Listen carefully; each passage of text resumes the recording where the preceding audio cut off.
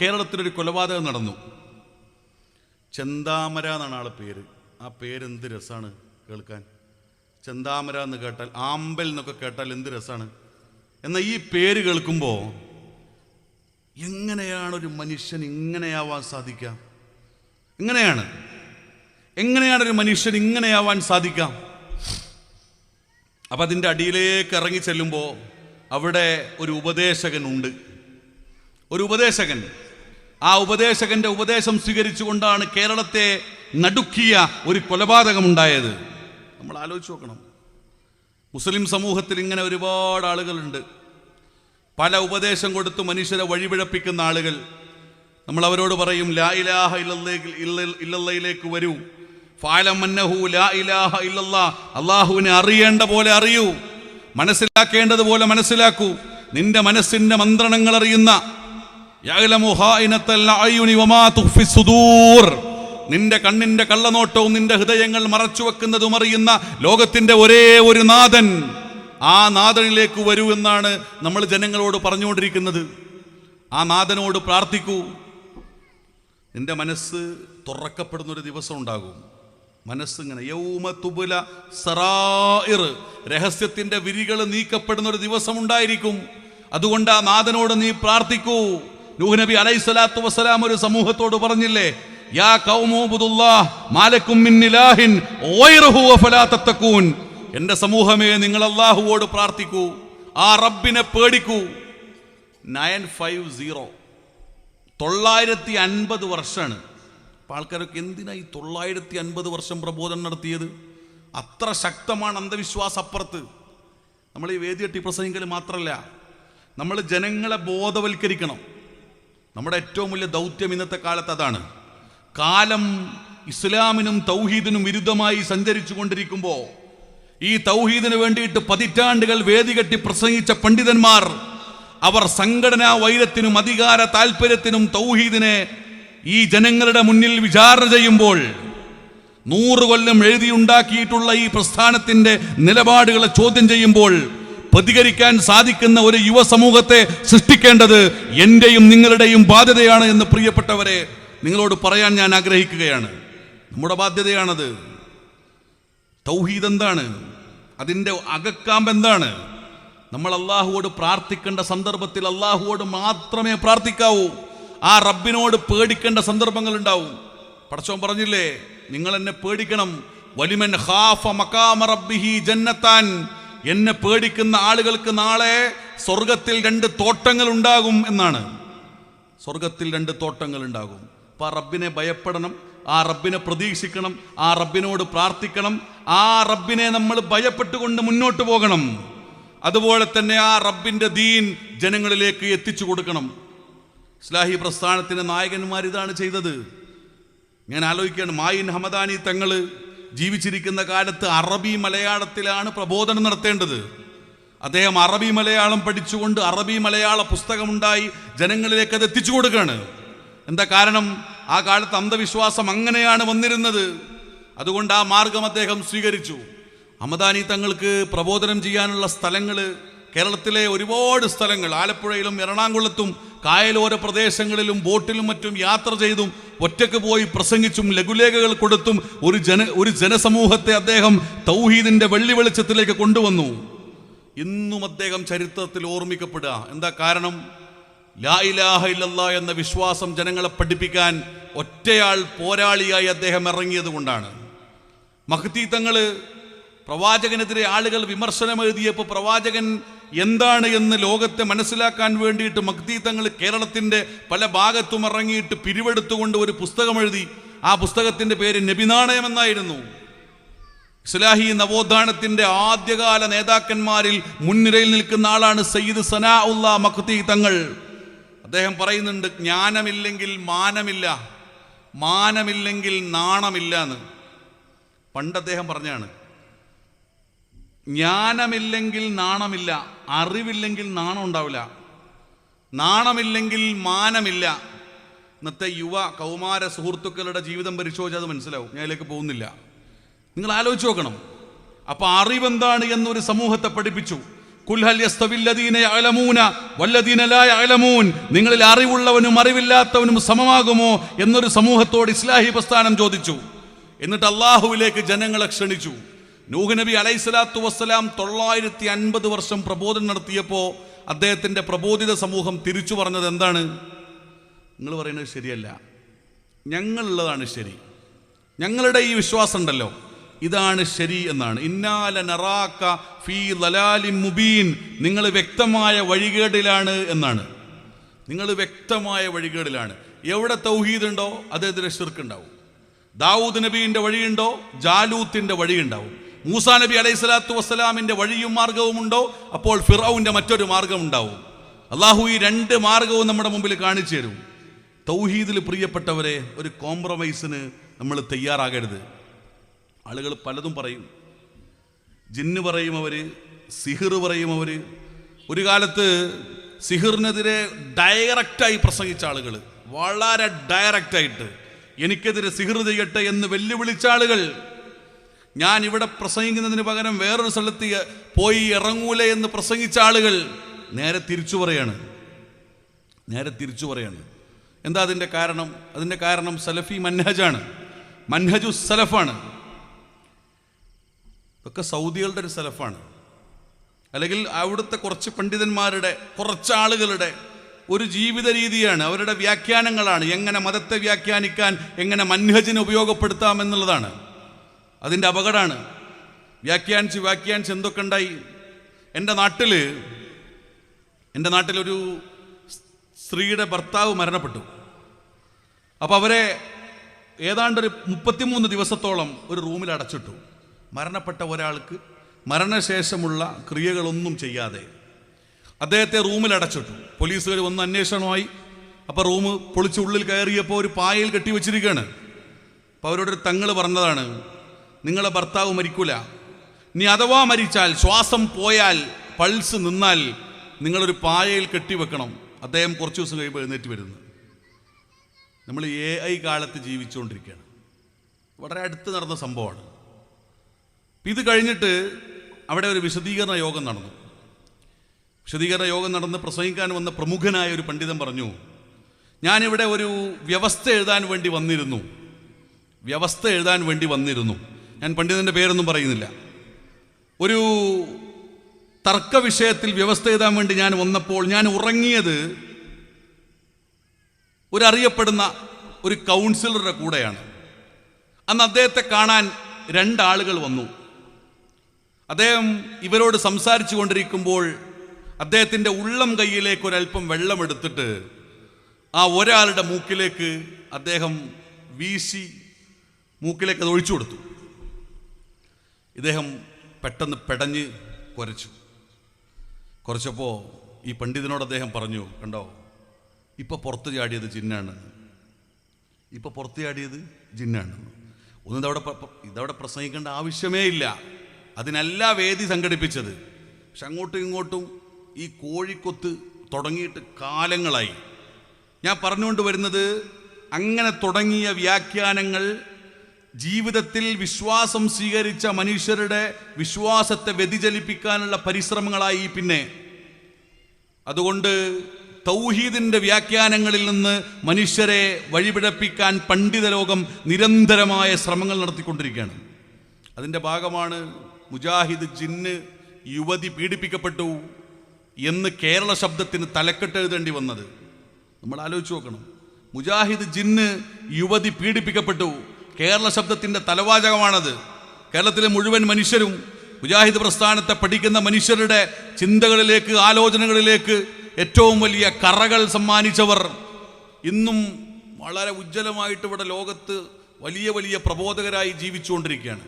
വിശ്വാസത്തിൽ നിന്നുള്ള മാർഗവ്യതിയാനത്തെ എതിർക്കലാണ് ഇസ്ലാഹി പ്രസ്ഥാനത്തിൻ്റെ ഒന്നാമത്തെ ദൗത്യമെന്ന് പറഞ്ഞാൽ, വജാഹിദു ഫില്ലാഹി ഹഖ്ക ജിഹാദിഹി ഹുവജ്തബാകും വമാ ജഅല അലൈക്കും ഫിദ്ദീൻ മിൻ ഹറജ് മില്ലത അബീകും ഇബ്രാഹിം നബി അലൈഹി സ്വലാത്തു വസ്സലാമിന്റെ മാർഗത്തിൽ നിങ്ങൾ ജിഹാദിൽ ഏർപ്പെടുക എന്ന് പറഞ്ഞാൽ ആ നാട്ടിലെ ഭരണാധികാരിയോട് ഇബ്രാഹിം നബിക്ക് ഒരു പേടി ഉണ്ടായിരുന്നില്ല. ആ നാട്ടിലെ ഭരണാധികാരിയോട്, തൻ്റെ പിതാവിനോട്, യാ അബത്തി, തൻ്റെ നാട്ടുകാരോട്, തൻ്റെ ജനസമൂഹത്തോട്, തന്നെ തീയിലേക്കെറിഞ്ഞവരോട്, തന്നെ ആട്ടിയോടിക്കാൻ പരിശ്രമിച്ചവരോട് അദ്ദേഹം ചോദിച്ച ചോദ്യം ഫഅയ്യുൽ ഫരീഖൈനി അഹഖു ബിൽ അംന്, നിങ്ങൾക്കാണോ എനിക്കാണോ നിർഭയത്വമുള്ളത് എന്നാണ്. KNM മർക്കസ് ദഅവയിലെ ഏതൊരു മനുഷ്യനും, ഏതൊരു പ്രവർത്തകനും, ഏതൊരു പ്രബോധകനും, ഒരു സാധാരണ മെമ്പർക്ക് പോലും ധൈര്യസമേതം ഇത് ചോദിക്കാൻ സാധിക്കും. നമ്മളെ ഇതൊന്നും ബാധിച്ചിട്ടില്ല. എന്താ അതിൻ്റെ കാരണം? നമ്മൾക്ക് നേതൃത്വം കൊടുത്ത പണ്ഡിതന്മാരാണ്. ചെറിയമുണ്ടം അബ്ദുൽ ഹമീദ് മദനി സിഹിർ വലിക്കുമെന്ന് എവിടെയും എഴുതിയില്ല. നിങ്ങൾ ആലോചിച്ച് നോക്കണം. ജിന്ന് ബാധിക്കുമെന്ന് എഴുതിയില്ല. അദ്ദേഹത്തിന് അറിയാത്തതുകൊണ്ടാണോ? അമേരിക്കയിലെ കാൾ സൈമന്റെയും സ്റ്റീഫാനി സൈമണ്ടനെയും ഹോളിസ്റ്റിക് മെഡിസിൻ പുസ്തകങ്ങൾ വായിച്ചുകൊണ്ട് ആരോഗ്യത്തിൻ്റെ ദൈവശാസ്ത്രം എന്ന പുസ്തകം എഴുതിയ ആ മഹാമനീഷിയുടെ പ്രബോധനപാതയിൽ എവിടെയും മനുഷ്യർക്ക് തശ്വീഷ് ഉണ്ടാക്കുന്ന ഒരു വരി വന്നില്ല. അദ്ദേഹം പറഞ്ഞില്ലേ, മുജാഹിദ് പ്രസ്ഥാനം ഐക്യപ്പെടണമെങ്കിൽ ഞങ്ങൾ വെച്ചുപിടിപ്പിച്ച മരങ്ങളാണ് പ്രശ്നമെങ്കിൽ വെട്ടിമാറ്റിക്കോളൂന്ന്. ഒരു മനുഷ്യനെ കൊണ്ട്, പണ്ഡിതനെ കൊണ്ട് എഴുതിപ്പിക്കുകയാണ്. അദ്ദേഹം അത്രയധികം ഈ പ്രസ്ഥാനത്തിൻ്റെ ഒരുമ ഇഷ്ടപ്പെട്ട ആളാണ്. എന്നാലോ ജീവിതത്തിൽ ചരിത്രത്തിൻ്റെ ഇന്നലകളിലേക്ക് നമ്മൾ കടന്നുപോയാൽ ആത്മാഭിമാനമുള്ള ഒരു സംഘത്തിന് നിലനിൽക്കാൻ സാധിക്കാത്ത വിധം മനുഷ്യരെ വേട്ടയാടുന്ന, മനുഷ്യരെ ഭയപ്പെടുത്തുന്ന, സംഘടനാ സങ്കുചിതത്വത്തിൻ്റെ ശക്തമായ അറകൾക്കുള്ളിൽ നമ്മളെ ബന്ധിപ്പിക്കുന്ന സാഹചര്യങ്ങൾ ഉണ്ടായപ്പോൾ വീണ്ടും നമ്മൾക്ക് പറയേണ്ടി വന്നു, ഇത് ശരിയല്ല, ഇതല്ല നമ്മുടെ ആദർശം. നമ്മുടെ ഒരു ക്വാളിറ്റി എന്ന് പറഞ്ഞാൽ നമുക്കൊരു നിലപാടുണ്ടാവും എന്നുള്ളതാണ്. മാധ്യമപ്രവർത്തകൻ്റെ ചോദ്യത്തിൻ്റെ മുമ്പിൽ നമുക്കൊരു ഉത്തരം ഉണ്ടാകും. അഴകുഴമ്പൻ നിലപാട് മുജാഹിദ് പ്രസ്ഥാനത്തിനില്ല. വെട്ടം അബ്ദുള്ള ഹാജിയുടെ പ്രബോധനത്തിൻ്റെ ഒരു ധൈര്യം അതായിരുന്നു. വെട്ടം അബ്ദുള്ള ഹാജി ധൈര്യസമേതം തൗഹീദ് പറയാൻ പരിശ്രമിച്ചു. ധൈര്യസമേതം. അദ്ദേഹത്തിന് ആരെയും പേടിയുണ്ടായിരുന്നില്ല. KC അബൂബക്കർ മൗലവി എത്ര ധൈര്യസമേതമാണ് തൗഹീദ് പറഞ്ഞത്. KC അബൂബക്കർ മൗലവി അരീക്കോട് നിന്ന് യാത്ര പോവുകയാണ് ഖുത്ബ നിർവഹിക്കാൻ. എറണാകുളത്തും തൃശ്ശൂരും പല സ്ഥലങ്ങളിലും അദ്ദേഹം മുസ്ലിം ലീഗിൻ്റെ വേദിയിൽ സംസാരിക്കും. അദ്ദേഹം ഇങ്ങനെ സംസാരിച്ചു കൊണ്ടിരിക്കുമ്പോൾ CH മുഹമ്മദ് കോയ സാഹിബ് പറയും, KC ഉണ്ടെങ്കിൽ ആദ്യം KC പ്രസംഗിക്കട്ടെ, എന്നിട്ട് ഞാൻ പ്രസംഗിക്കാമെന്നാണ്. ആ KCക്ക് രാഷ്ട്രീയ വേദിയും മതവേദിയും, അന്ന് അദ്ദേഹം ശക്തമായി ഈ നാട്ടിൽ പടർന്നു പിടിച്ചുകൊണ്ടിരിക്കുന്ന മതനിഷേധത്തിനെതിരെ, നിരീശ്വര നിർമ്മതവാദങ്ങൾക്കെതിരെ ശക്തമായി പ്രസംഗിക്കാൻ KCയെ പ്രാപ്തമാക്കിയത് ഉൽപ്പതിഷ്ണു വിഭാഗത്തിൽപ്പെടുന്ന മുജാഹിദ് പ്രസ്ഥാനത്തിൻ്റെ ഈ ആദർശത്തെ അദ്ദേഹം ശക്തമായി മനസ്സിലാക്കിയത് കൊണ്ടും മുജാഹിദ് മിമ്പറിലെ ശ്രദ്ധേയമായ സാന്നിധ്യമായതുകൊണ്ടുമാണ്. ഞാൻ പറഞ്ഞുകൊണ്ട് വരുന്നത്, ആർക്കെതിരെയും ശബ്ദിക്കാൻ നമ്മുടെ നേതാക്കന്മാർക്ക് ഭയമുണ്ടായിരുന്നില്ല. മുഹമ്മദ് അബ്ദുറഹ്മാൻ സാഹിബ് അദ്ദേഹം മിഠായി തെരുവിൽ നിന്ന് അൽ അമീൻ എന്ന പുസ്തകം എഴുതിയപ്പോൾ, പത്രമിറക്കിയപ്പോൾ, ആ പത്രത്തിൻ്റെ മുകളിൽ അദ്ദേഹം ഒരു വാചകം എഴുതി, യാ അയ്യുഹല്ലദീന ആമനൂ ഖൂമൂ ഖവ്വാമീന ബിൽ ഖിസ്ത്, നിങ്ങൾ നീതിക്ക് വേണ്ടി സാക്ഷ്യം വഹിക്കണം എന്നാണ്. നീതിയാണ് പ്രധാനം. ഇസ്ലാമിലെ നീതി എന്താണ്? ഇസ്ലാമിലെ ഒന്നാമത്തെ നീതി എന്ന് പറഞ്ഞാൽ മനുഷ്യർക്ക് തൗഹീദ് പറഞ്ഞു കൊടുക്കുക എന്നുള്ളതാണ്. തൗഹീദ് പറഞ്ഞു കൊടുക്കുക. അറബിയിൽ പറയാറുണ്ട്, അറഫുൽ ഹക്ക വഅദലു അൻഹ്, സത്യമറിഞ്ഞിട്ടും ആളുകൾ മാറി നിൽക്കും. സത്യമറിയും, ഇതാണ് സത്യം എന്ന് മനസ്സിലായിട്ടുണ്ടാവും, എന്നാലും ആൾക്കാർ മാറി നിൽക്കും. അവർക്കൊരു കോൺഫിഡൻസ് കൊടുക്കുക. അതാണ് മുജാഹിദ് പ്രസ്ഥാനത്തിൻ്റെ ദൗത്യം എന്ന് പറഞ്ഞാൽ. ആ കോൺഫിഡൻസ് അങ്ങനെ കൊടുത്തു 100 വർഷം കഴിയുമ്പോൾ നമുക്ക് ഏറ്റവും വലിയ സങ്കടം അതാണ്. 100-120 വർഷം ഈ പ്രസ്ഥാനം അതിൻ്റെ ഏറ്റവും മനോഹരമായ അവസ്ഥയിലെത്തി നിൽക്കുമ്പോൾ പിന്നെ ഇതിനുവേണ്ടി കഷ്ടപ്പെട്ട മനുഷ്യരുടെ ത്യാഗ നിർഭരമായ ചരിത്രം ഓർക്കാതെ സംഘടനാ സങ്കുചിതത്വവും അധികാര താല്പര്യം കൊണ്ട് തൗഹീദിന് നിലപാടില്ലാത്ത അവസ്ഥയുണ്ടാക്കി തശ്വീഷ് ഉണ്ടാക്കുന്ന ആധുനിക പണ്ഡിതന്മാർ കടന്നു വന്നു എന്നതാണ് ഇന്ന് മുസ്ലിം സമൂഹം നേരിടുന്ന ഏറ്റവും വലിയ അപജയം എന്ന് പറയുന്നത്. ഇല്ലാത്ത വാദം ഉണ്ട് എന്ന് പറയാം. നമ്മൾ ആലോചിച്ച് നോക്കൂ, രോഗം വന്നാൽ പിശാച് മനുഷ്യരത്തിൽ കയറുമോ? ജിന്ന് മനുഷ്യരത്തിൽ കയറുമോ? നമുക്ക് ധൈര്യസമേതം പറയാം, ജിന്ന് മനുഷ്യരത്തിൽ കയറില്ല. മനുഷ്യന് ഉപദ്രവം ഉണ്ടാക്കാൻ പറ്റുമോ? ഉപദ്രവം ഉണ്ടാക്കാൻ പറ്റില്ല. സിഹിർ ഫലിക്കോ? സിഹിർ ഫലിക്കില്ല. ഇൻ തത്തബിഊന ഇല്ലാ റജുലൻ മസ്ഹൂറാ, നിങ്ങൾ പിൻപറ്റുന്നത് സിഹിർ വലിച്ച ഒരു പ്രവാചകനെയാണ് എന്ന് മക്കയിലെ മുശ്രിക്കുകൾ പറയുമ്പോൾ നമുക്ക് ധൈര്യസമേതം പറയാൻ സാധിക്കണം, ഞങ്ങൾ പിൻപറ്റുന്നത് സിഹിർ ഫലിക്കാത്ത പ്രവാചകനെയാണ് എന്ന് ധൈര്യസമേതം പറയാൻ സാധിക്കുന്ന ഒരാൾക്കാണ് അനമിനൽ മുസ്ലിം, അനമിനൽ മുജാഹിദ് എന്ന് ധൈര്യസമേതം പറയാൻ സാധിക്കുക. പിന്നെ എന്തേ പറ്റുള്ളൂ? പിശാച് നിങ്ങൾക്ക് ശത്രുവാണ്, ഉറപ്പാണ്.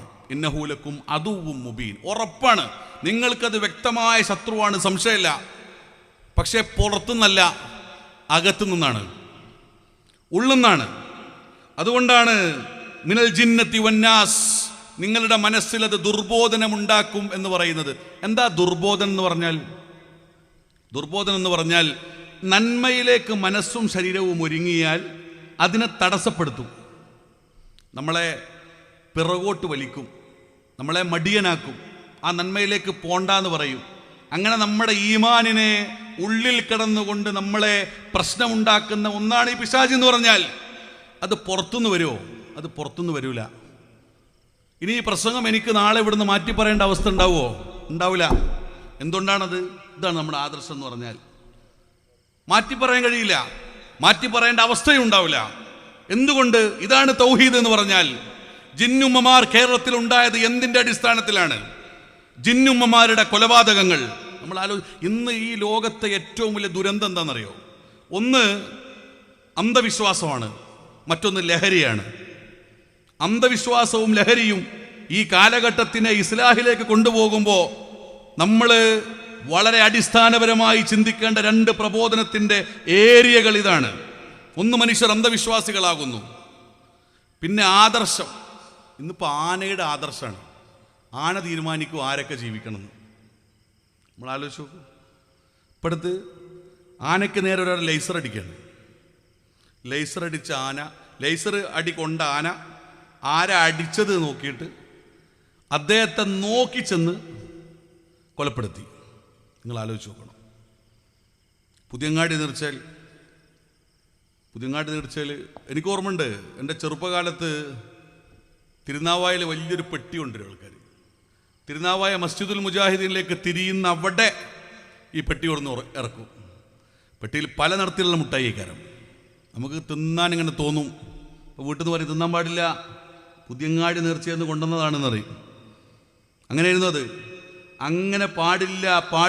എന്തുകൊണ്ട് പാടില്ല? എന്തുകൊണ്ട് മുട്ടായി തിന്നാൻ പാടില്ല? കുട്ടികളത് കേട്ട് വളർന്ന് തിന്നാൻ പാടില്ല. ഇത് നമ്മുടെ വിശ്വാസത്തിനെതിരാണ്. അപ്പോൾ അവർ പതുക്കെ അതിൽ നിന്ന് മാറി നിൽക്കും. നിങ്ങൾ ആലോചിച്ച് നോക്കണം. ഇങ്ങനെ വീട്ടുമ്മമാർ പോലും ഇതിനെ പല രൂപത്തിൽ മക്കളിലേക്ക് എത്തിച്ചു കൊടുത്താണ്. അവിടെ എപ്പോഴും അന്ധവിശ്വാസം നടന്നുകൊണ്ടിരിക്കുകയാണ്. മുനമ്പത്ത് ഊരും പേരറിയില്ല, മഷൂഹൂറും കൂറവില്ല. ആ പാട്ടങ്ങനെയാണ്. ഊരും പേരറിയില്ല, എവിടുന്നാ വന്നതെന്നറിയില്ല. ലോകത്ത് ഏതൊരു മനുഷ്യനും അഡ്രസ്സ് ഉണ്ടാവും, ഏതൊരു പ്രവാചകനും അഡ്രസ്സ് ഉണ്ടാവും. ഇബ്രാഹിം നബി എവിടെ വന്നത്? ഇബ്രാഹിം നബി വന്നതിനെക്കുറിച്ച് ഖുർആനിൽ കൃത്യമായ പരാമർശമുണ്ട്. ഇസ്ലാമിക ചരിത്രത്തിൽ ഏറ്റവും കൂടുതൽ യാത്ര ചെയ്ത പ്രവാചകൻ ആരാണ് എന്ന് ചോദിച്ചാൽ അത് ഇബ്രാഹിം നബി അലൈഹി സ്വലാത്തു വസ്സലാം ആയിരിക്കും, സംശയമില്ല. അങ്ങനെ ഓരോ ആളുകൾക്കും ഓരോ കാലം, ഘട്ടം, ചരിത്രം, ദേശം, പ്രദേശങ്ങൾ, പ്രബോധിത സമൂഹം എല്ലാം ഉണ്ട്. എന്നാൽ കേരളത്തിലെ പ്രമുഖമായ ഒരു ജാറത്തിൽ കിടക്കുന്ന പെണ്ണ് എവിടുന്ന് വന്നതാണെന്ന് ഇപ്പോഴും അഡ്രസ്സില്ല. കോഴിക്കോട് NITക്ക് അടുത്ത് 3 സൂഫികൾ ഉണ്ടായിരുന്നു. 3 സൂഫികൾ. അപ്പോൾ ഒരു ദിവസം ആ വഴി യാത്ര ചെയ്തുകൊണ്ടിരിക്കുമ്പോൾ ആളുകൾ ലൈനിൽ നിൽക്കുകയാണ്, വണ്ടി ബ്ലോക്കിലാണ്. ചോദിച്ചു എന്താ ഇവിടെ? അന്നിവിടെ ഒരു പ്രത്യേക പ്രാർത്ഥനാ ദിവസമാണെന്ന് പറഞ്ഞു. ഇപ്പോൾ പ്രാർത്ഥന എന്താണ്? പഴയ ഹിന്ദി പാട്ടിട്ടിട്ട് എല്ലാവരും ഡാൻസ് കളിക്കുകയാണ്. എഞ്ചിനീയർമാരുണ്ട്, ഡോക്ടർമാരുണ്ട്. അതിലെ ഞാനതിങ്ങനെ അതുമായി ബന്ധപ്പെട്ട് ഇങ്ങനെ ആലോചിച്ച് നോക്കുമ്പോൾ അവിടെ നിന്നൊരു പാട്ട് വരെ പുറത്തിറക്കിയിട്ടുണ്ട്. ആ പാട്ട് ഇങ്ങനെയാണ്: പാപം പോറുക്കും സന്മാർഗത്തിലാക്കും മഹാനവറുകൾ ഇവരാണല്ലോ. പാപം പൊറുക്കും. ആരാണ്? ഈ മുക്കത്ത് കള്ളന്തോടുള്ള ഇയാളാണ്. ആ സ്ഥലത്തിൻ്റെ പേരിനെ കള്ളന്തോട് എന്നാണ്. ബാക്കി ഞാൻ പറയുന്നില്ല.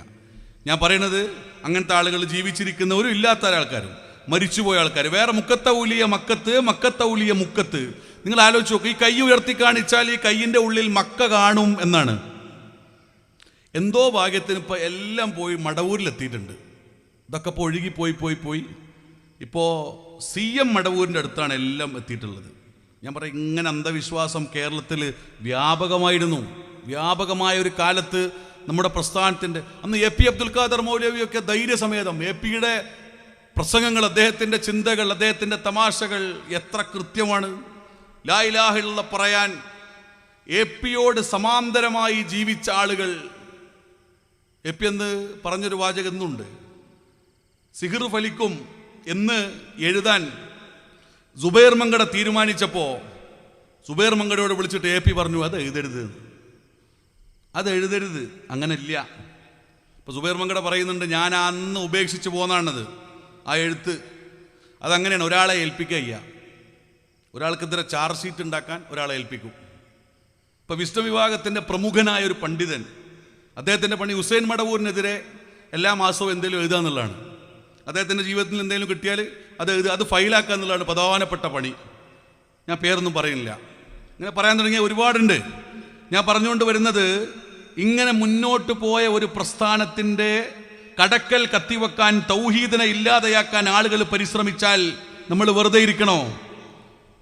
സിഹിർ വലിച്ച ഒരു പ്രവാചകൻ, നമ്മൾ ആലോചിക്കുക. ഒരു ജൂതൻ, ലബീദ് ഇബ്നു അഅസം എന്ന് പറയുന്ന ഒരു ജൂതൻ ചെയ്ത സിഹിർ പ്രവാചകന് ഫലിച്ചു എന്നും ആ പ്രവാചകന്റെ ചിന്തയിൽ ഒരു വ്യതിയാനമുണ്ടായി എന്നും ഇന്ന് ഏത് ഭാര്യയുടെ അടുക്കലേക്ക് പോകണമെന്ന് പ്രവാചകൻ ചിന്തിച്ചു എന്നും പറയപ്പെടുന്ന ഒരു പ്രമാണത്തിന്റെ ഒരു ചെറിയ ഭാഗം സ്വീകരിക്കാൻ നമ്മൾ തയ്യാറാവണോ?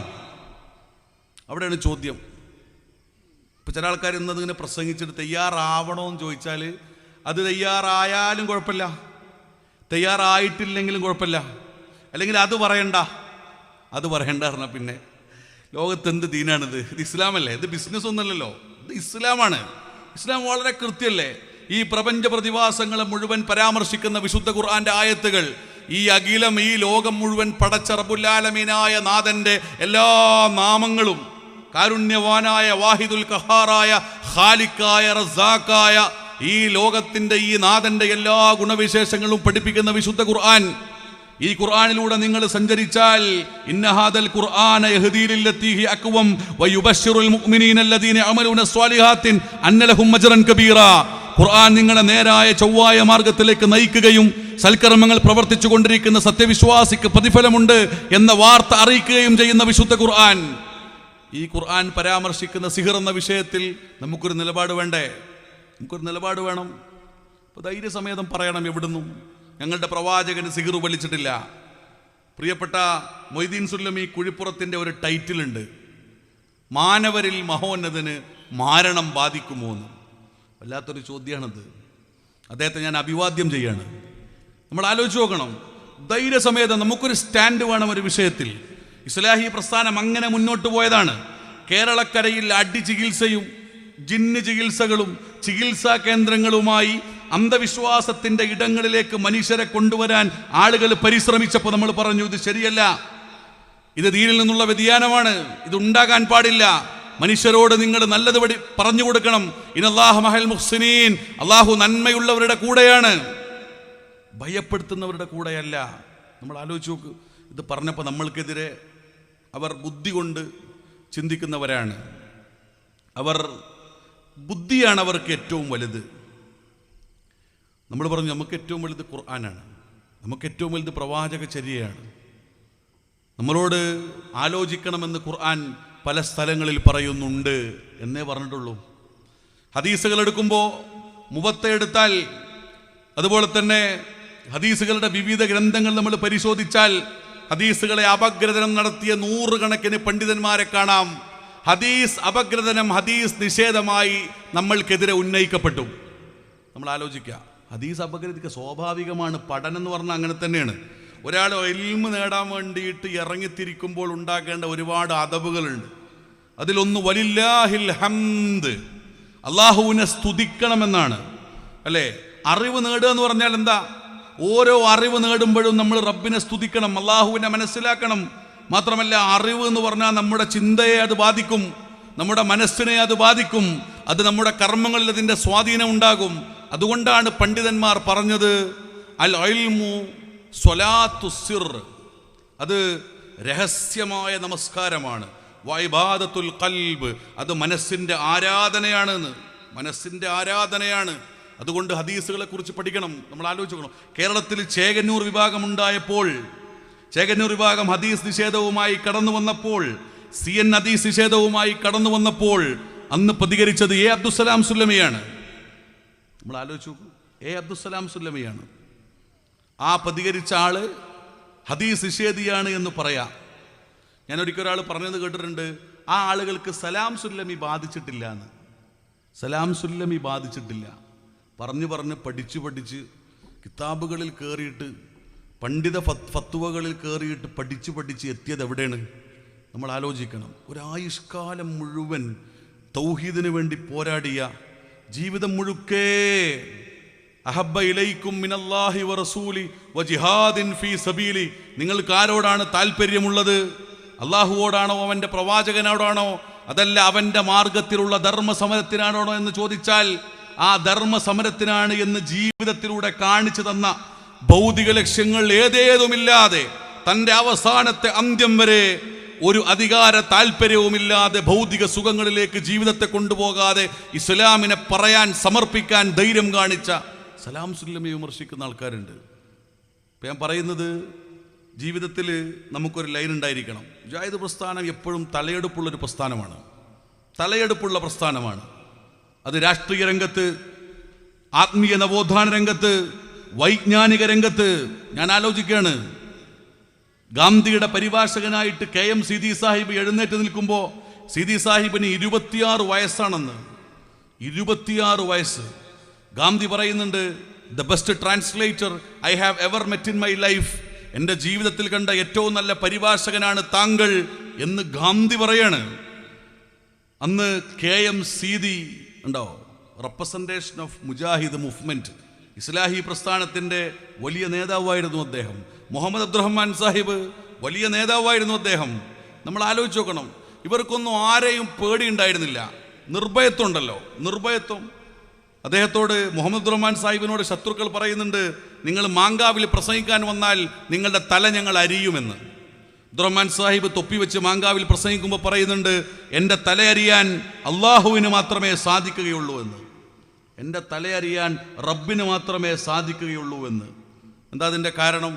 നിർഭയത്വമാണ്. പട്ടാളം വന്ന് പിടികൂടിയിട്ട് ജയിലിൽ നമസ്കരിക്കാൻ സാധിക്കാതെ വന്നപ്പോൾ ഒതുവെടുത്തിട്ട് അല്ലാഹു അക്ബർ എന്ന് പറഞ്ഞപ്പോൾ അദ്ദേഹത്തിൻ്റെ കൈ രണ്ടും പിറകിലേക്ക് വരിഞ്ഞു കെട്ടി. മുഹമ്മദ് അബ്ദുറഹ്മാൻ സാഹിബ് പറഞ്ഞു, ഇനി നിങ്ങൾ ജയിലിൽ വെച്ചുകൊണ്ട് വിളമ്പുന്ന ഭക്ഷണം എനിക്ക് വേണ്ട, നിങ്ങളുടെ ഔദാര്യം എനിക്ക് വേണ്ട എന്ന് പറയാൻ അന്നൊരു മുഹമ്മദ് അബ്ദുറഹ്മാൻ ഉണ്ടായിരുന്നു. ഇതാണ് ചരിത്രം എന്ന് പറഞ്ഞാൽ. അതുകൊണ്ട് ഈ ചരിത്രത്തിൽ നിന്ന് നമുക്ക് പ്രചോദനം കിട്ടണം. ലാ ഇലാഹ ഇല്ലല്ലാഹ്ക്ക് മുറിവേൽപ്പിക്കാൻ വരുന്ന മനുഷ്യരെ, ആ ആശയഗതിക്കാരെ വിശുദ്ധ ഖുർആൻ കൊണ്ട് പ്രതിരോധിക്കാൻ പ്രിയപ്പെട്ടവരെ നമുക്ക് സാധിക്കേണ്ടതുണ്ട്.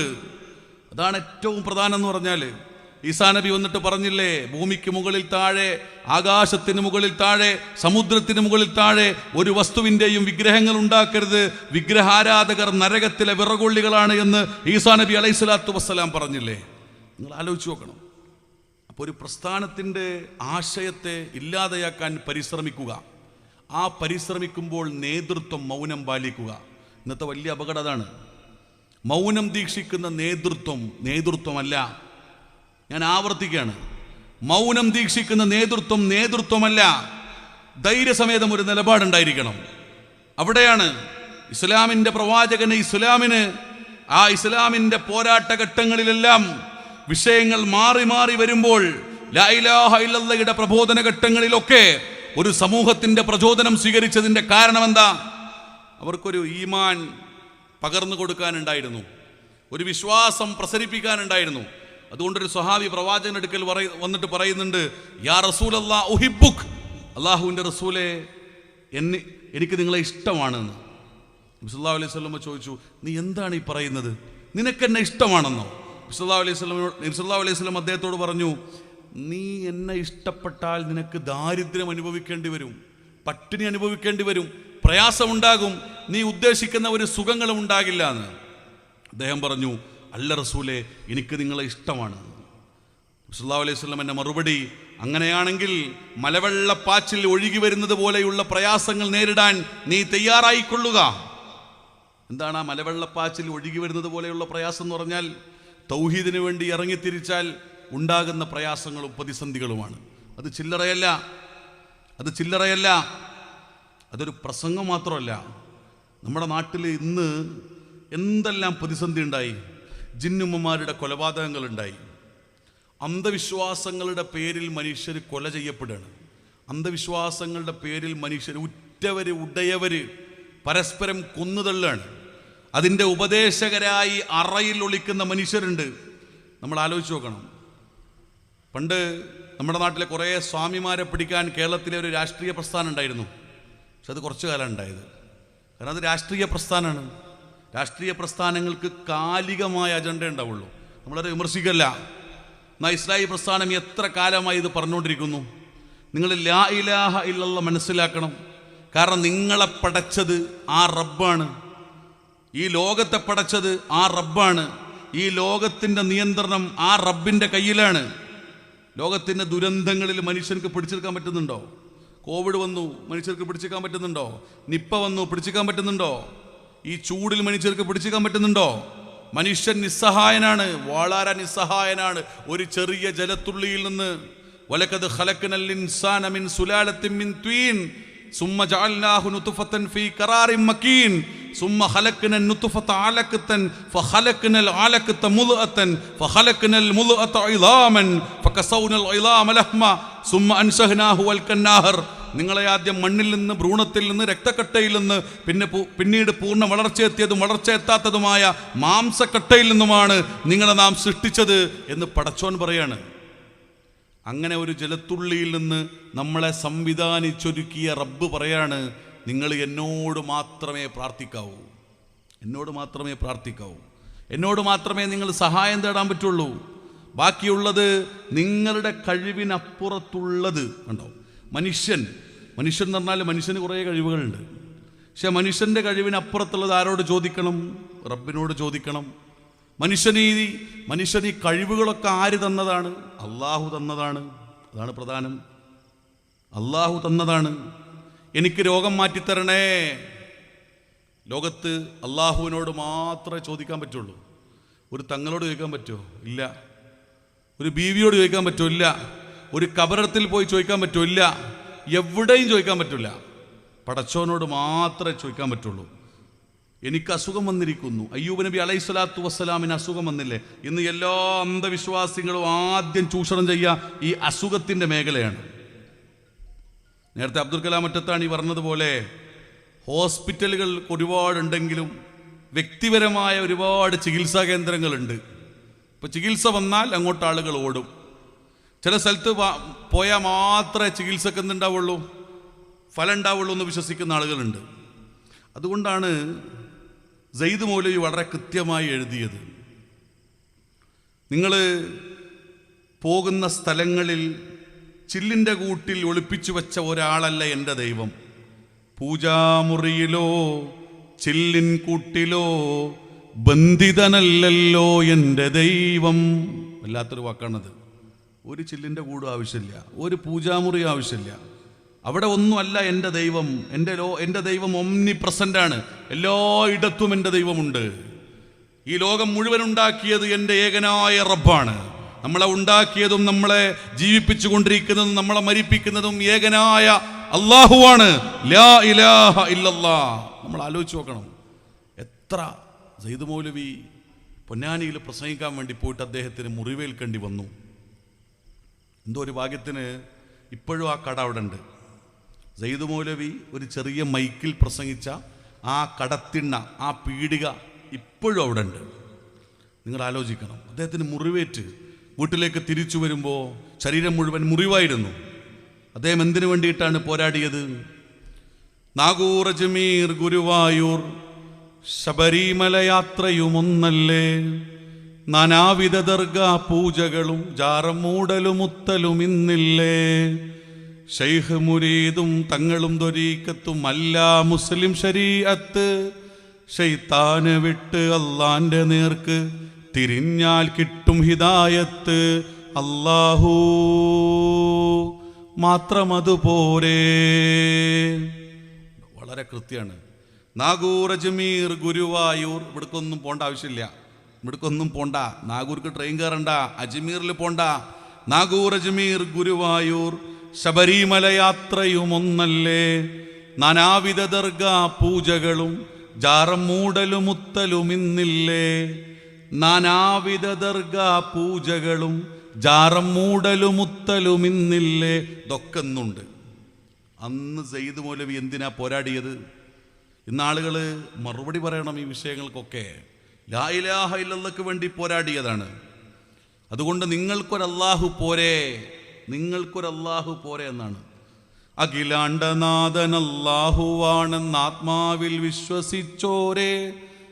ഉണ്ടോ? അഖിലാണ്ടനാഥൻ അല്ലാഹുവാണെന്ന് ആത്മാവിൽ വിശ്വസിച്ചോരേ. വല്ലാത്തൊരു വരിയാണത്. ഇത് എഴുതാൻ ഒരു കാലത്ത് പണ്ഡിതന്മാർ, എഴുത്തുകാരുണ്ടായിരുന്നു. അത്ര വ്യാപകമായ അന്ധവിശ്വാസങ്ങൾ, അന്ധവിശ്വാസ കൊലകൾ. ഇപ്പൊ കൊലയാണ്, മനുഷ്യനെ കൊല്ല. ഞാൻ അവസാനിപ്പിക്കുകയാണ്. മനുഷ്യനെ കൊല്ല, ഒന്നല്ലെങ്കിൽ ലഹരി കൊണ്ട് കൊല്ല, അല്ലെങ്കിൽ അന്ധവിശ്വാസം കൊണ്ട് കൊല്ല. കരുനാഗപ്പള്ളിയിൽ ഫർസാന കൊല ചെയ്യപ്പെട്ടപ്പോൾ എടപ്പാളിലും കരുനാഗപ്പള്ളിയിലും തൃശ്ശൂരും കാസർഗോഡിന്റെ മണ്ണിലും യുവതികൾ കൊല ചെയ്യപ്പെട്ടപ്പോഴാണ് ISM ഇവിടെ അന്ധവിശ്വാസങ്ങൾക്കെതിരെ നിയമം ഉണ്ടാക്കണമെന്ന് പറഞ്ഞ് രംഗത്തിറങ്ങിയത്. നിങ്ങൾ ആലോചിച്ച് നോക്കണം. അന്ധവിശ്വാസങ്ങൾക്കെതിരെ നിയമം ഉണ്ടാക്കണമെന്ന് പറഞ്ഞ് രംഗത്തിറങ്ങിയത് മുജാഹിദ് പ്രസ്ഥാനത്തിന്റെ യുവജന പ്രസ്ഥാനമായിരുന്നു. സെക്രട്ടേറിയറ്റിന് മുമ്പിലേക്ക് മാർച്ച് നടന്നു. എന്താ അതിന്റെ കാരണം? അന്ന് നരേന്ദ്ര ദബോൽക്കർ എന്ന് പറയുന്ന ഇന്ത്യയിൽ അതിപ്രശസ്തനായ സാമൂഹിക ആക്ടിവിസ്റ്റ്, അദ്ദേഹം സമൂഹത്തിന് വേണ്ടി ഇറങ്ങിത്തിരിച്ചു. അദ്ദേഹത്തിനൊരു വിശ്വാസം ഉണ്ടായിരുന്നില്ല. അദ്ദേഹം മുസ്ലിം ആയിരുന്നില്ല, അദ്ദേഹം ക്രിസ്ത്യാനി ആയിരുന്നില്ല, അദ്ദേഹം ഹിന്ദു ആയിരുന്നില്ല. ഹരിയാനയിലും മഹാരാഷ്ട്രയിലും നടക്കുന്ന അന്ധവിശ്വാസങ്ങൾക്കെതിരെ അദ്ദേഹം ശ്രദ്ധിച്ചപ്പോൾ അദ്ദേഹത്തെ ആളുകൾ കൊന്നുകളഞ്ഞു. അദ്ദേഹത്തിൻ്റെ മരണം വിവാദമായി, വാർത്തയായി. അങ്ങനെ മഹാരാഷ്ട്രയിലും ഹരിയാനയിലും അന്ധവിശ്വാസങ്ങൾക്കെതിരെ നിയമമുണ്ടായി. നമ്മൾ ആലോചിക്കണം, ആ സമരമൊക്കെ നടന്ന ഒരു സ്ഥലമാണിത്. ഇതാണ് ഇന്ത്യ എന്ന് പറഞ്ഞാൽ. ആ ഇന്ത്യയിൽ ഏറ്റവും പ്രബുദ്ധമായ കേരളത്തിൽ മനുഷ്യരെ അന്ധവിശ്വാസത്തിൻ്റെ പേരിൽ കൊന്നുകൊണ്ടിരിക്കുകയാണ്. ഒന്നാമത് മനുഷ്യനെ കൊല്ലാൻ പാടില്ല. ഒരു മുസ്ലിം എന്ന് പറഞ്ഞാൽ തന്നെ അൽ മുസ്ലിമു മൻ സലിമൽ മുസ്ലിമൂന മിൻ ലിസാനിഹി വ യദിഹി. തൻ്റെ നാവ് കൊണ്ടോ കരങ്ങൾ കൊണ്ടോ മറ്റൊരു മനുഷ്യനെ എതിർക്കാനോ കൊല്ലാനോ ഒന്നും ചെയ്യാൻ, ഉപദ്രവിക്കാൻ പാടില്ല. അതാണ് ഒരു മുസ്ലിം എന്നാണ് പഠിപ്പിക്കപ്പെട്ടിട്ടുള്ളത്. മൻ ഖതല നഫ്സൻ ബിഗൈരി നഫ്സിൻ ഔ ഫസാദിൻ ഫിൽ അർളി ഫകഅന്നമാ ഖതല الناس ജമീഅ വമൻ നഹിയാഹാ ഫകഅന്നമാ അഹിയ الناس ജമീഅ. നിങ്ങൾ അകാരണമായി ഒരു മനുഷ്യനെ വധിച്ചാൽ ലോകത്തുള്ള സർവരെയും വധിച്ചതുപോലെയാണ് എന്ന് ഇസ്ലാം പഠിപ്പിക്കുകയാണ്. നിങ്ങൾ ഏതെങ്കിലും ഒരു മനുഷ്യനെ ജീവിപ്പിച്ചാൽ ലോകത്തിലെ സർവരെയും ജീവിപ്പിച്ചതുപോലെയാണ് എന്ന് ഇസ്ലാം പഠിപ്പിക്കുകയാണ്. അതുമാത്രമല്ല, നിങ്ങളെ കൊല്ലാൻ പാടില്ല. അല്ല ഹോമം ചെയ്തിട്ടും. എനിക്ക് ഓർമ്മയുണ്ട്, തിരുവനന്തപുരത്ത് നിന്ന് ഒരു ദിവസം ഞാൻ ട്രെയിനിൽ തിരിച്ചു വരുമ്പോൾ എൻ്റെ അടുത്തിരുന്ന ഒരാൾ പറഞ്ഞു, ഇപ്പം അടുത്ത് ഇവിടെ ഒരു കൊലപാതകം നടന്നു. ഞാൻ ചോദിച്ചു എന്താ പറ്റിയത്? MBBS എടുത്ത കാഡൽ ജീൻസൺ എന്ന് പറയുന്ന MBBS ഡോക്ടർ തൻ്റെ അച്ഛനെയും അമ്മയെയും മുറിച്ചു കൊന്നു. അപ്പം എന്താ കാരണം? ആസ്ട്രൽ പ്രൊജക്ഷൻ എന്നൊരു ചികിത്സ ഓൻ പരീക്ഷിച്ചു നോക്കിയത് അച്ഛൻ്റെയും അമ്മൻ്റെയും മേത്താണ്. ഇത് ഞാൻ വെറുതെ പറയണതല്ല. MBBS ഡോക്ടർ ആസ്ട്രൽ പ്രൊജക്ഷൻ എന്ന് പറയുന്ന ഒരു ദുർമന്ത്രവാദ ചികിത്സ പരീക്ഷണം നടത്തിയത് തൻ്റെ പ്രിയപ്പെട്ട മാതാവിൻ്റെയും പിതാവിൻ്റെയും ശരീരത്തിലാണ്. എന്നിട്ട് കൊന്നിട്ട് ആ വാർത്ത വായിച്ച് അതിൻ്റെ ആ വാർത്തകളിലൂടെ കടന്നു പോയൊരു അയൽവാസിയാണ് എന്നോട് വിഷയം പറയുന്നത്. നമ്മൾ ആലോചിച്ച് നോക്കണം. അപ്പം അന്ധവിശ്വാസം ആരിൽക്കും വരും. അതിന് MBBS ആയാലും വേണ്ടില്ല, അത് ഫിസിഷ്യൻ ആയാലും വേണ്ടില്ല, അത് PhD ഡോക്ടറായാലും വേണ്ടില്ല. അന്ധവിശ്വാസം എന്ന് പറഞ്ഞാൽ വളരെ കരുത്തുള്ളൊരു സാധനമാണ്. അതിനെ അതിശക്തമായ പ്രമാണം കൊണ്ട് പ്രതിരോധിക്കുക എന്നത് നമ്മുടെ ഉത്തരവാദിത്വമാണ്. ഇതാ ഞാൻ പറഞ്ഞുകൊണ്ട് വരുന്നത്. അപ്പം അത് പറയേണ്ട ആളുകൾ തന്നെ അന്ധവിശ്വാസികളായാലോ? അത് പറയേണ്ട ആളുകൾ തന്നെ അന്ധവിശ്വാസത്തിലേക്ക് ഇങ്ങനെ കൊണ്ടുപോവാണ്.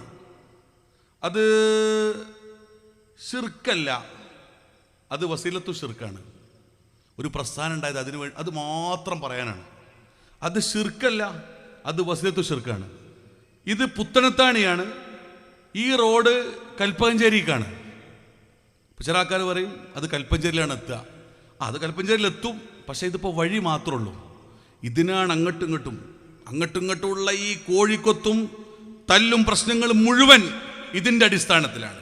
യാ ഇബാദല്ലാഹ് അയ്നൂനി എന്ന് പറയുന്ന ഒരു ദുർബല ഹദീസ് പണ്ഡിത ലോകം തള്ളിയ, സലഫി ലോകം തള്ളിയ, ആധുനിക സലഫി പണ്ഡിതന്മാർ ചർച്ച ചെയ്യാത്ത ഒരു ദുർബല ഹദീസിന്റെ മുകളിൽ കെട്ടിപ്പടുക്കപ്പെട്ട ഒരു പ്രസ്ഥാനം. ഞാൻ ആലോചിക്കുകയാണ്, ഇന്നുണ്ടാക്കിക്കൊണ്ടിരിക്കുന്ന ദുരന്തങ്ങൾ ചെറുതല്ല. ധൈര്യം ഉണ്ടെങ്കിൽ മുജാഹിദ് പ്രസ്ഥാനത്തിന്റെ പ്രതാപകാലം എന്ന് പറയുന്ന ഒരു കാലം ഉണ്ട് എന്ന് നിങ്ങൾ വിശ്വസിക്കുന്നുണ്ട് എങ്കിൽ അന്ന് പ്രസംഗിച്ച വാക്കുകൾ വീണ്ടും നിങ്ങൾ മൈക്കെട്ടി പ്രസംഗിക്കണം. ധൈര്യം ഉണ്ടോ? ധൈര്യം ഉണ്ടാവില്ല. എന്താ കാരണം? ഇപ്പം പല ഭൗതികതയും പിടിക്കും. ഇപ്പം ഞാനത് തുറന്നു പറഞ്ഞാൽ എൻ്റെ കൂടെയുള്ള ആൾക്ക് എന്താണ്, എൻ്റെ നേതാവ് എന്താ പറയുക? ഇപ്പം ഇത്രയും കാലം ഞങ്ങൾ പറഞ്ഞത് മാറ്റി പറയണ്ടേ? ഒരു പ്രശ്നമില്ല. അവിടെ ഹക്കായി നിൽക്കും. ഖുർആനിലെ ആ ആയത്തുണ്ടല്ലോ, നിങ്ങൾ സത്യം പറയുന്ന സമയത്ത് നിങ്ങൾ ശീലിക്കേണ്ട ഒരു ക്ഷമ, അത് വല്ലാത്തൊരു ക്ഷമയാണ്. വതവാസൗ ബിൽ ഹഖി വതവാസൗ ബിസ്സുബ്ർ. അപ്പം ഹക്കിൻ്റെ കൂടെ നിൽക്കുക എന്നുള്ളതാണ് ഏറ്റവും പ്രധാനം. ഇപ്പോൾ നമ്മുടെ ഒരു സമ്മേളനം സംഘടിപ്പിച്ചാൽ സ്റ്റുഡിയോയിലിരിക്കുന്ന കുറച്ച് ആൾക്കാരുണ്ട്. ഞാൻ അവസാനിപ്പിക്കും, ഞാൻ അങ്ങനൊന്നും പ്രസംഗിക്കാറില്ല. പക്ഷെ ഇപ്പോഴത്തെ ഒരു സാഹചര്യത്തിൽ നമ്മളെ കൊണ്ട് ഒരു പ്രസംഗിപ്പിക്കുകയാണ്. അത്ര ദുരന്തപൂർണമായ അവസ്ഥയിലെത്തി നിൽക്കുകയാണ്. കൊലപാതകങ്ങളും അന്ധവിശ്വാസങ്ങളും ലഹരിയും മുജാഹിദ് പ്രസ്ഥാനത്തിൻ്റെ പൂർവികമായ ചരിത്രത്തെ മുഴുവൻ ഇല്ലാതെയാക്കുന്ന രൂപത്തിൽ പരസ്പരമുള്ള വൈരവും വിദ്വേഷവും. അതുകൊണ്ടാണ് സ്റ്റുഡിയോയിലിരുന്നിട്ട് ഏതെങ്കിലും പണ്ഡിതൻ്റെ പ്രസംഗത്തിലെ ഒരു വരി എങ്ങനെങ്കിലും കിട്ടുമോ, അതിൽ നിന്ന് എന്തെങ്കിലും പുതിയതുണ്ടാക്കാൻ പറ്റുമോ എന്ന് ആലോചിച്ചുകൊണ്ടിരിക്കുകയാണ്. വല്ലാത്ത റിസർച്ചാണ്. അള്ളാഹു ഹിദായത്ത് കൊടുക്കട്ടെ എന്ന് നമുക്ക് പറയാനുള്ളൂ. പടച്ചോൻ ഹിദായത്ത് കൊടുക്കട്ടെ. കഴിവും അറിവും വിജ്ഞാനവും പരിജ്ഞാനവും ഒക്കെ ഉള്ള ചരിത്രമറിയുന്ന ആളുകൾക്ക് അള്ളാഹു ഹിദായത്ത് കൊടുക്കട്ടെ എന്ന് മാത്രമേ നമുക്ക് പറയാനുള്ളൂ. സ്റ്റുഡിയോയിൽ ഇരുന്നിട്ട് ഇങ്ങനെ ആളുകൾ ഇങ്ങനെ നോക്കണം, എന്തെങ്കിലും കിട്ടാണ്ടോ, എവിടുന്നെങ്കിലും ഒരു വലിയ സമ്മേളനത്തിൽ ഇങ്ങനെ പ്രസംഗിച്ചു പോയ പണ്ഡിതന്മാരുടെ ഏതെങ്കിലും ഒരു വരി അവിടുന്ന് ഇവിടുന്നും കിട്ടുമോ എന്നുള്ളതാണ്. ഇനി അതൊരു ടീമിന് കിട്ടിയാൽ ആ ടീമിൻ്റെ പരിപാടി കഴിയുമ്പോൾ അടുത്ത ടീം അതേറ്റ് തന്നെ വരും വീണ്ടും. ഇതാണ് പരിപാടി. നമ്മൾ ആലോചിക്കുക, KNM മർക്കസ് ദഅവ വളരെ സജീവവും ശക്തവുമായി മുന്നോട്ട് പോവാണ്. എന്താ അതിൻ്റെ കാരണം? ഒരു ആദർശ തെളിമയും ആദർശ മഹിമയുമാണ്. ലാ ഇലാഹ ഇല്ലല്ലാഹ് എന്ന വിഷയത്തിൽ കോംപ്രമൈസ് ഇല്ല. ലാ ഇലാഹ ഇല്ലല്ലാഹ് എന്ന വിഷയത്തിൽ കോംപ്രമൈസ് ഇല്ല. എന്താ അതിൻ്റെ കാരണം? ഖുർആൻ ഇങ്ങനെ എടുത്ത് പരിശോധിച്ചാൽ അള്ളാഹു ഇങ്ങനെ എണ്ണി എണ്ണി എണ്ണി പല സ്ഥലങ്ങളിൽ ലാ ഇലാഹ ഇല്ലല്ലാഹ് ലാ മഅബൂദ ബിഹഖ്ഖിൻ ഇല്ലല്ലാഹ്. NV അബ്ദുസ്സലാം മൗലവി അരീക്കോട് ഖുർആൻ ക്ലാസ് ആരംഭിക്കുമ്പോൾ ആരും ഉണ്ടായിരുന്നില്ല. അദ്ദേഹം ഖുർആൻ ക്ലാസ് ഒരു പലകയിൽ കയറിയിരുന്നു കൊണ്ട് പ്രസംഗിച്ചു. അദ്ദേഹം ഖുർആൻ ക്ലാസ് എടുത്തു, ജനങ്ങളോട് പറഞ്ഞു ലാ ഇലാഹ ഇല്ലല്ലാഹ്. അന്ന് കൊണ്ടോട്ടിയിലും ചീക്കോടും താഴത്തങ്ങാടിയിലുമുള്ള മനുഷ്യർ വന്നിട്ട് ചോദിച്ചു, സലാം മൗലവി അങ്ങനെ അല്ലല്ലോ ഞങ്ങൾ പഠിപ്പിക്കപ്പെട്ടത്, ഏതെങ്കിലും ഒരു ഇടയാളന്റെ ഹക്ക് ജാ ബർക്കത്ത് കൊണ്ടല്ലേ അള്ളാഹുവോട് പ്രാർത്ഥിക്കുക. അദ്ദേഹം പറഞ്ഞു കൊടുത്തു, ഓരോ പ്രവാചകന്മാർ ലോകത്തിന്റെ മുമ്പിൽ കടന്നു വന്ന് ലാ ഇലാഹ ഇല്ലല്ലാഹ് പറയുമ്പോൾ അവർക്ക് മുന്നേ കടന്നു വന്ന ഒരു പ്രവാചകന്റെ ഹക്ക് ജാ ബർക്കത്ത് കൊണ്ടല്ല. അവർ പ്രാർത്ഥന നിർവഹിച്ചത് നേർക്ക് നേരെ അള്ളാഹുവോട് പ്രാർത്ഥിച്ചു എന്ന് പറഞ്ഞപ്പോൾ അദ്ദേഹത്തിന്റെ ഖുർആൻ ക്ലാസ്സിൽ ആളുകൾ കൂടാണ്. KP മുഹമ്മദ് മൗലവിക്ക് പകരം മേപ്പയ്യൂരിൽ പ്രസംഗിക്കാൻ പോയ ഒരു പണ്ഡിതൻ പറയാണ്, ഞാൻ മേപ്പയ്യൂരിൽ പ്രസംഗം കഴിഞ്ഞിട്ട് പാതിരാത്രി ആയപ്പോഴും ആളുകൾ പോകുന്നില്ല. അപ്പം എന്താണെന്ന് ചോദിച്ചു. അപ്പോൾ സലാം മൗലവിയുടെ ഖുർആൻ ക്ലാസ് ഉണ്ട് എന്നാണ്. ഇതാണ് NV അബ്ദുസ്സലാം മൗലവി എന്ന് പറഞ്ഞാൽ. ഇതാണൊരു പ്രസ്ഥാനത്തിൻ്റെ ചരിത്രം എന്ന് പറഞ്ഞാൽ. ചരിത്രത്തോട് അനീതി ചെയ്യാൻ പാടില്ല. എല്ലാത്തിലും നമുക്കൊരു ഐബറ, ഒരു ഗുണപാഠമുണ്ടാകും. ഇസ്ലാഹി പ്രസ്ഥാനത്തിൻ്റെ കഴിഞ്ഞ 100-120 കൊല്ലത്തെ ചരിത്രത്തിൽ ഏറ്റവും ശക്തമായ പ്രബോധന കാലത്ത് ഇവിടെ നിന്ന് അന്ധവിശ്വാസങ്ങൾ ആട്ടിയോടിക്കപ്പെട്ട സകലമാന അന്ധവിശ്വാസങ്ങളെയും ഇങ്ങോട്ട് തിരിച്ചു കൊണ്ടുവരാൻ, അതിനെ പുനരാനയിക്കാൻ പരിശ്രമിച്ചു കൊണ്ടിരിക്കുമ്പോൾ ഇപ്പോഴത്തെ ഏറ്റവും വലിയ പ്രശ്നം എന്താണെന്ന് വെച്ചാൽ മുജാഹിദ് ബുദ്ധിയുടെ മുകളിൽ സുന്നി ഇൻ്റലിജൻസ് ആണ് വർക്ക് ചെയ്തുകൊണ്ടിരിക്കുന്നത്. ഞാൻ ആവർത്തിക്കുകയാണ്, മുജാഹിദ് ഇൻ്റലിജൻസിൻ്റെ മുകളിൽ സുന്നി ഇൻ്റലിജൻസ് വർക്ക് ചെയ്തുകൊണ്ടിരിക്കുകയാണ്. അപ്പം അതേ ശരിയാവുള്ളൂ. എന്നാൽ യഥാർത്ഥ ആദർശം അറിഞ്ഞവർ ഇതിനെതിരെ പ്രതികരിക്കൂല, അവർ മൗനം പാലിക്കും. ഇതാണ് അതിൻ്റെ ഏറ്റവും മർമ്മപ്രധാനമായ പ്രശ്നം എന്ന് പറയുന്നത്. ഉറപ്പല്ലേ? അതുകൊണ്ടാണ് മുജാഹിദ് പ്രസ്ഥാനത്തിലേക്ക് പല വഴി കടന്നു വന്ന ആളുകളുടെ പ്രവർത്തനങ്ങൾ അവർ പ്രസ്ഥാനത്തിൻ്റെ ഏറ്റവും നേതൃപരമായ കുഞ്ചിക സ്ഥാനമുറപ്പിക്കപ്പെട്ടപ്പോൾ ഉണ്ടായ ദുരന്തമാണ് ഇപ്പോൾ നമ്മൾ അഭിമുഖീകരിച്ചുകൊണ്ടിരിക്കുന്നത്. അപ്പം അതിനെ നേരിടല്ലാതെ നിവർത്തില്ല. നേരിടേ നിവർത്തിയുള്ളൂ. സത്യം തുറന്നു പറയാം. മനുഷ്യർക്കിടയിൽ ഫുർഖാനാണല്ലോ. ഈ ഖുർആൻ എന്ന് പറയുന്നത് ഫുർഖാനാണ്, സത്യാസത്യ വിവേചനമാണ്. അതുകൊണ്ട് ഏത് തൗഹീദ് സ്വീകരിക്കണം? ഒരു മസ്ഹൂറായ പ്രവാചകനാണ് ഞങ്ങളുടെ പ്രവാചകൻ എന്ന് പറയപ്പെടുന്ന പ്രസംഗവും പ്രബോധനവും പ്രസ്ഥാനവും സ്വീകരിക്കണോ? അതല്ല, അള്ളാഹുവിന്റെ പ്രവാചകന് സിഹ്ർ വലിച്ചിട്ടില്ല എന്ന് ധൈര്യസമേതം പറയാൻ ഒരു ഭൗതിക ശക്തി കൊണ്ടും പ്രവാചകന്റെ ബുദ്ധിയെ, അതിന്റെ സ്ഥിരതയെ തകർക്കാൻ സാധിക്കില്ല എന്ന് ധൈര്യസമേതം പറയുന്ന ഒരു പ്രസ്ഥാനത്തിന്റെ പിന്നാലെ കൂടണമോ എന്ന് പുതിയ സമൂഹം ചിന്തിക്കേണ്ട ഒരു കാലഘട്ടത്തിലൂടെയാണ് നമ്മൾ കടന്നു പോകുന്നത്. അത്രയേ ഉള്ളൂ, കാര്യം വളരെ വ്യക്തമാണ്. ഞാൻ അവസാനിപ്പിക്കുകയാണ്. അള്ളാഹു നമ്മുടെ ഈ പ്രസ്ഥാനത്തിന്റെ പ്രബോധനത്തെ കൂടുതൽ നമുക്ക് ശക്തിപ്പെടുത്തി തരട്ടെ. ഇതിന് കെൽപ്പുള്ള, ഇത് ശക്തമായി പറയാൻ, വെല്ലുവിളിക്കാൻ ചങ്കൂറ്റമുള്ള, ചങ്കുറപ്പുള്ള പണ്ഡിത നേതൃത്വത്തെ അള്ളാഹു നമുക്ക് തരട്ടെ. ഏത് കാലത്തും അള്ളാഹു അങ്ങനെയാണ് ഓരോ സമൂഹങ്ങളിലേക്കും പ്രവാചകന്മാരെ ഇറക്കിയിട്ടുള്ളത്. ഓരോ സമൂഹങ്ങളിലേക്കും പ്രവാചകന്മാരെ അള്ളാഹു ഇറക്കി. ഇപ്പം മൂസാ നബി അലൈഹിസ്സലാത്തു വസ്സലാം ഫിർഔന്റെ അടുക്കലേക്ക് ലാ ഇലാഹ ഇല്ലല്ലാഹ് പറയാൻ വേണ്ടി പോവാണ്. കയ്യിലൊന്നുമില്ല, സംഘബലമില്ല. സംഘബലമുണ്ടോ? ഇല്ല, ആരുമില്ല കൂടെ. അള്ളാഹു പറഞ്ഞു, അവിടെ എത്തുന്ന സമയത്ത് ലാ ഇലാഹ ഇല്ലല്ലാഹ് പറയുമ്പോൾ വഖൂലാ ലഹു ഖൗലൻ ലയ്യിനാ, ലയ്യിനായി സംസാരിക്കണം, മൃദുലമായി സംസാരിക്കണം, മൃദുലമായി സംസാരിക്കുക. എന്നിട്ട് ലാ ഇലാഹ ഇല്ലല്ലാഹ് പറഞ്ഞു കൊടുക്കുക. മുള്ളും മുനയും വെച്ച വർത്താനം പറയാൻ പാടില്ല. എന്നിട്ട് ലയ്യിനായി പ്രബോധനം നിർവഹിക്കുക എന്നാണ്. രാജാവിനോട് പോലും ഉണ്ടോ, ഖുർആൻ പരിചയപ്പെടുത്തുന്ന ഒരുപാട് ഫാസിസ്റ്റുകളുണ്ട്. അതിൽ ഇബ്രാഹിം നബിയുടെ രാജാവ്, മൂസാ നബി അലൈഹിസ്സലാത്തു വസ്സലാമിന് പ്രബോധനം ചെയ്യേണ്ടി വന്ന ഫിർഔൻ, ഇവരൊക്കെ ഫാസിസ്റ്റുകളും സ്വേച്ഛാധിപതികളുമാണ്. ഇവരോടൊക്കെ ഇസ്ലാമിക പ്രബോധിത സംഘം ശക്തമായി പോരാടിയിട്ടുണ്ട്. അതുകൊണ്ടാണ് സൂറത്ത് തൗബയിൽ അല്ലാഹു പറയുന്നത്, ഇൻഫിറൂ ഹിഫാഫൻ വസികാല വജാഹിദൂ ബിഅംവാലികും വഅൻഫുസികും ഫീ സബീലില്ലാഹ് സഗീറതൻ വലാ കബീറ വലാ യക്തഊന വാദിയ ഇല്ലാ കുതിബ ലഹും ബിഹി അമലുൻ സ്വാലിഹ്. നിങ്ങൾ ചെയ്തു വെക്കുന്ന പ്രവർത്തനങ്ങൾ ചെറുതാകട്ടെ വലുതാകട്ടെ അള്ളാഹു രേഖപ്പെടുത്തുന്നു എന്നാണ്. അതിൽ അള്ളാഹു പറയുന്നുണ്ട്, നിങ്ങൾ സൗകര്യമുള്ളവരാവട്ടെ. ചിലപ്പോൾ നമുക്ക് സൗകര്യം ഉണ്ടാവും തൗഹീദ് പറയാൻ, ലാ ഇലാഹ ഇല്ലല്ലാഹ് പഠിപ്പിച്ചു കൊടുക്കാൻ, ഞെരുക്കമുള്ളവരാവട്ടെ. അലവി മൗലവി ജീവിതത്തിൽ ഒരുപാട് ഞെരുക്കം അനുഭവിച്ച പണ്ഡിതനാണ്, സങ്കടങ്ങൾ അനുഭവിച്ച പണ്ഡിതനാണ്. അദ്ദേഹം എടവനക്കാടേക്ക് പ്രസംഗിക്കാൻ പോകുന്നുണ്ട്. വൈപ്പിനടുത്തുള്ള എറണാകുളത്തെ എടവനക്കാടേക്ക് അലവി മൗലവി പ്രസംഗിക്കാൻ വേണ്ടി പോകുമ്പോൾ അബ്ദുസലാം സുല്ലമിയുടെ പിതാവ്, ഒരു സാത്വിക സാന്നിധ്യം, അദ്ദേഹത്തിന് വീട് എന്ന് പറയാൻ പോലും ഇല്ല എന്നാണ് ഞാൻ അറിഞ്ഞിട്ടുള്ളത്. അത്ര ദാരിദ്ര്യത്തിൽ ജീവിച്ച ഒരാള് എടവനക്കാട് പോയിട്ട് അദ്ദേഹം പ്രസംഗിച്ചിട്ട് അദ്ദേഹത്തെ പിറകിൽ നിന്ന് ആക്രമിക്കാൻ കടന്നു വന്ന മനുഷ്യര്, സംഘാടകർ കൊണ്ടുപോയിട്ട് ഹൈവേയിൽ നിർത്തിയപ്പോൾ ഒരു ട്രക്കറിൽ വന്ന സംഘം എടവനക്കാടേക്ക് പ്രസംഗിക്കാൻ വേണ്ടി പോയ അലവി മൗലവിയുടെ കഴുത്തിൽ തോർത്തിട്ട് മുറുക്കിയിട്ട് രണ്ടു ഭാഗത്തും വലിച്ചിട്ട് കൊല്ലാൻ ശ്രമമുണ്ടായി. ബാക്കിൽ നിന്ന് വന്ന ജീപ്പിൽ വന്ന ഒരു സംഘമാണ് അലവി മൗലവി അതിൽ നിന്ന് രക്ഷപ്പെടുത്തുന്നത്. ഞാൻ പറയുന്നു, അതാണ് ത്യാഗം എന്ന് പറഞ്ഞാൽ, അതാണ് ത്യാഗം. അവർക്ക് എടവണ്ണയിൽ നിന്ന് എടവണക്കാടേക്ക് പോകാൻ അലവി മൗലവിക്ക് ധൈര്യമുണ്ടായത് ഒരു സംഘബോധത്തിൻ്റെ ധൈര്യം മാത്രമല്ല, ഒരു ആദർശത്തിൻ്റെ കരുത്താണ്. ഐഡിയോളജി എന്ന് പറഞ്ഞാൽ നമ്മൾ പറയും പണത്തിന് മേലെ പരുന്തും പറക്കൂല എന്ന്. എന്നാൽ പണത്തിന് മേലെ ആദർശത്തിൻ്റെ പരുന്ത് പറക്കും. ചരിത്രത്തിൽ പറഞ്ഞിട്ടുണ്ട്. ഒരു വിശ്വാസിക്ക് അതാണ് ഈമാൻ എന്ന് പറഞ്ഞാൽ. ഇബ്രാഹിം നബിയെ തീക്കുണ്ടാരത്തിലേക്ക് എറിയപ്പെടുമ്പോൾ ഹസ്ബുനല്ലാഹ് ഹസ്ബിയല്ലാഹ്, എനിക്കെൻ്റെ റബ്ബുണ്ട്, എനിക്കെൻ്റെ റബ്ബുണ്ട്.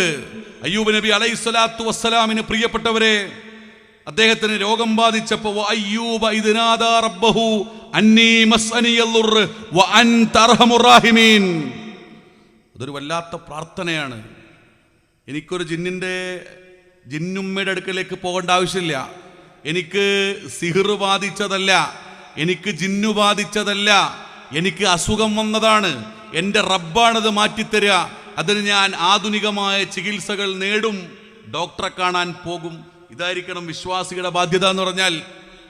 ഇതാണ് വിശ്വാസിയുടെ ബാധ്യത എന്ന് പറഞ്ഞാൽ.